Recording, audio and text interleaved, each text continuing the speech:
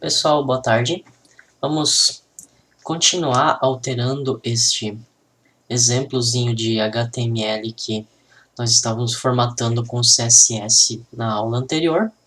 E dessa vez nós vamos alterar as fontes desse documento, visto que está tudo com a fonte padrão aqui, Times, uma fonte com serifa, uma fonte que não é muito agradável para visualização em tela de computador.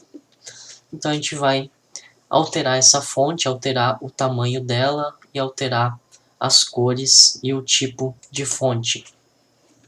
Para isso, vamos voltar aqui para o nosso projetinho. Aqui desse lado tem o meu CSS e desse lado eu tenho o meu HTML. Para fazer essas alterações, eu vou começar aqui no mesmo dados prof, o meu seletor de dados prof, eu vou colocar algumas regras a mais. A primeira vai ser aumentar um pouco o tamanho dessa fonte. Então, font size, eu vou querer 16 pt, 16 pontos. Além disso, eu vou alinhar o meu texto no lado direito em vez do lado esquerdo. Para isso, eu vou usar text align e a posição do alinhamento right. Left seria o esquerdo, então right vai ser o direito. E além disso, mais uma característica que a gente pode alterar que vai envolver todo o conteúdo do dados prof é a largura, desculpa, a altura dentre linhas, ou seja, o espaço que eu vou ter entre uma linha e a próxima linha. Nesse caso, eu quero dobrar o espaço entre linhas. Então, line height, 2 pontos, e aqui dentro eu vou colocar o dobro do original. O original seria 100%. Se eu quero dobrar, 200%. Vamos salvar isso, ver o que aconteceu. Agora eu tenho o texto na direita, a fonte é maior e o espaçamento entre linhas também é maior do que era antes. Só que vocês podem ter percebido que nós temos vários elementos formatáveis aqui dentro. O primeiro deles é o meu dados prof, que a gente está alterando desde a aula anterior. Mas, além disso, nós podemos alterar, sem mexer em nada no HTML, o conteúdo, o formato, só da mensagem e manter o formato dos outros. Da mesma forma, a gente pode alterar o formato só do meu nome e só dos e-mails,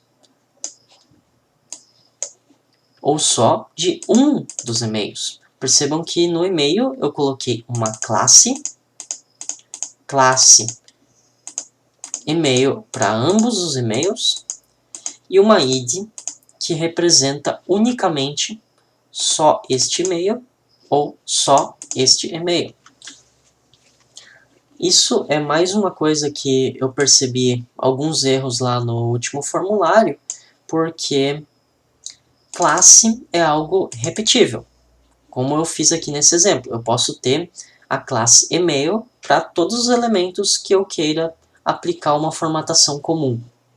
Já a id é algo que eu não posso repetir.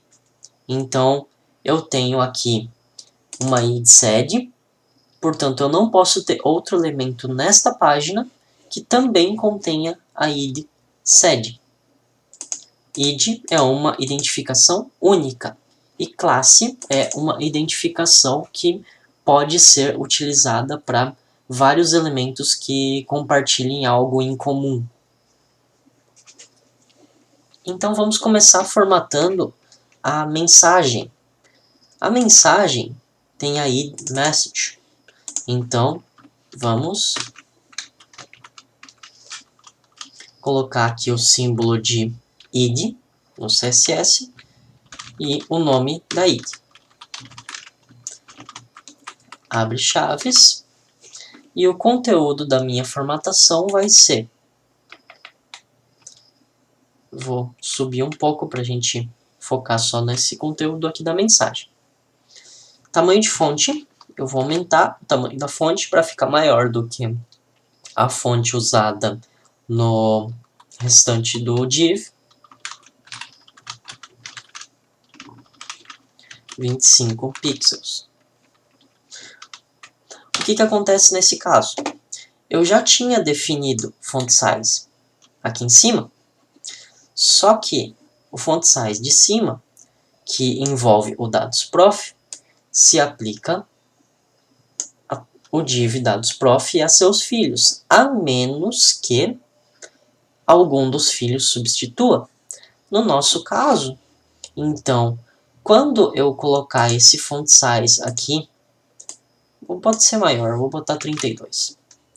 Quando eu colocar esse font size aqui, o que vai acontecer é que a mensagem vai substituir o tamanho da fonte, mas não o restante do div. Dados.prof.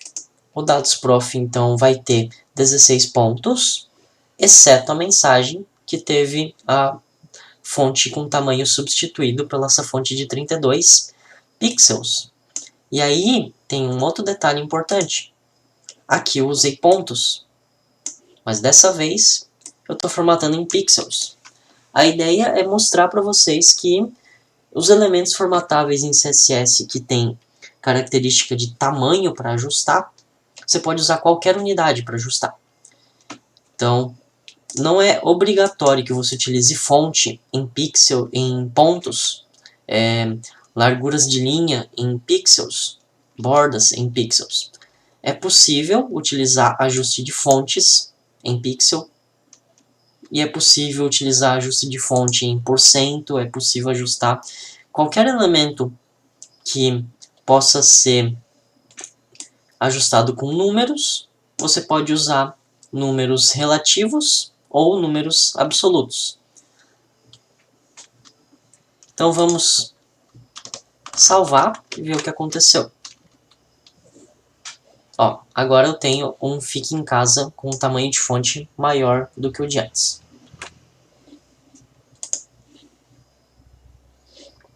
Além disso, eu vou querer aumentar o peso dessa fonte, eu vou botar ele em negrito. Font weight. Bold. E vou trocar a fonte por uma fonte monoespaçada só para mensagem. Fonte monoespaçada é uma fonte equivalente a essa que a gente usa para programar, onde todas as letras têm o mesmo tamanho. Percebam que nessa fonte aqui, que o VS Code usa, todas as letras têm o mesmo tamanho.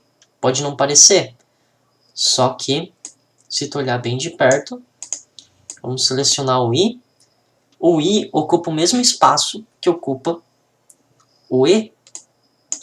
Isso é chamado de fonte monoespaçada e ela serve para que as letras fiquem alinhadas, mesmo que o tamanho do texto seja diferente, porque algumas letras seriam mais finas do que as outras numa fonte proporcional. Para escolher uma fonte monoespaçada, a gente escolhe a família da fonte. Então, é a propriedade font family.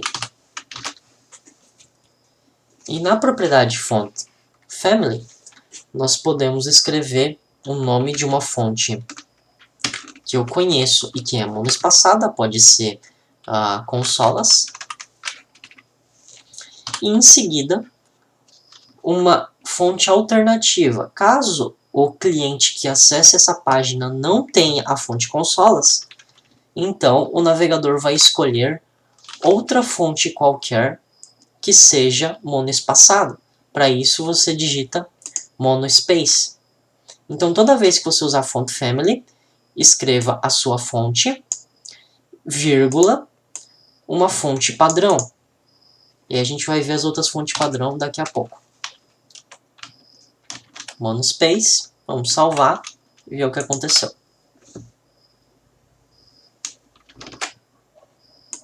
Voltando para cá, agora a gente vai formatar o e-mail. Para formatar o e-mail, eu vou querer que ambos os links de e-mail não tenham mais o underline, o sublinhado. E depois eu vou querer que cada e-mail apareça com uma cor diferente.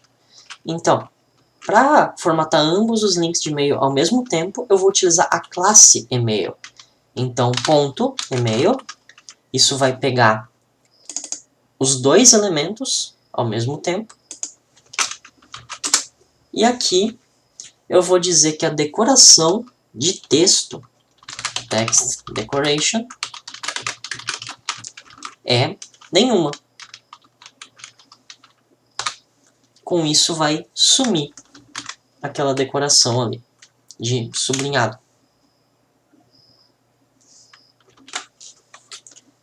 E por fim, para ajustar a cor de cada um dos e-mails em separado,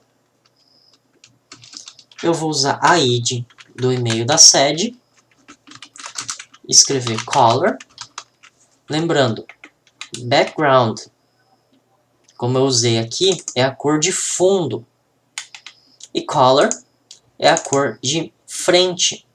No caso, normalmente vai ser a cor do texto que está em cima do elemento.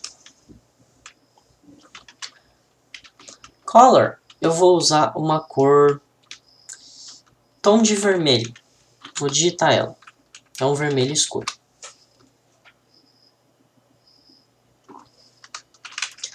Por fim, para o e-mail do Sedup, o mesmo procedimento. Vou colocar uma cor. E dessa vez eu vou usar o nome de cor. Vai ser um azul escuro.